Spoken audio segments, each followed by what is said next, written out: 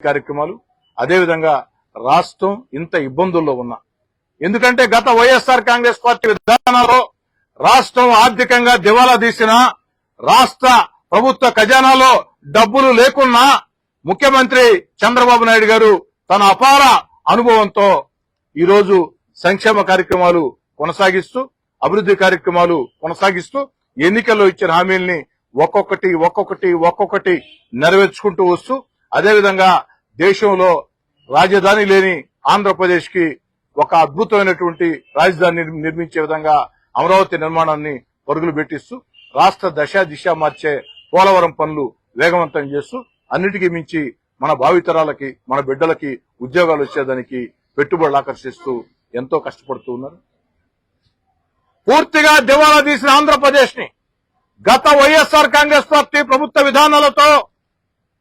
ఆంధ్రప్రదేశ్ ఆర్థికంగా దివాలా తీసిన తన అపార రాజకీయ అనుభవంతో తన బ్రాండ్ ఇమేజ్ తో అభివృద్ధి కాముకుడిగా సంక్షేమ సారథిగా భవిష్యత్ ఒక మంచి దిక్సూచిలాగా చంద్రబాబు నాయుడు గారు ముందుకు సాగుతూ ఉన్నారు. వారికి ప్రజలందరూ ఆశీస్సులు ఇవ్వాలని చెప్పని కోరుకుంటున్నారు.